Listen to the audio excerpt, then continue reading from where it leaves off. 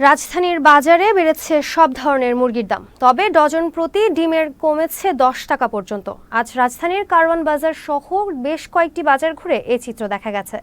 গত সপ্তাহের তুলনায় সরবরাহ কম থাকায় বাজারে বেড়েছে সব ধরনের মুরগির দাম।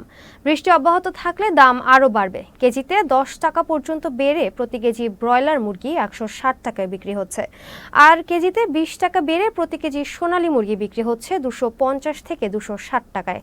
বাজারে স্থিতিশীল রয়েছে গরু ও খাসির মাংসের দাম। বর্তমানে বাজারে প্রতি কেজি গরুর মাংস 780 টাকা এবং খাসির মাংস বিক্রি হচ্ছে 1200 টাকায়।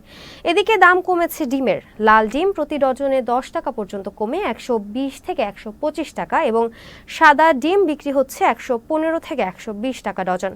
মাছের বাজারেও ভোক্তারা খুব একটা স্বস্তিতে নেই। আজকের বাজারে প্রতি কেজি রুই মাছ বিক্রি হচ্ছে 300 থেকে 350 টাকায়, কাতল 350 থেকে 400 টাকা। এছাড়া দেশি শিং ও কই বিক্রি হচ্ছে যথাক্রমে 1200 ও 1000 টাকায়।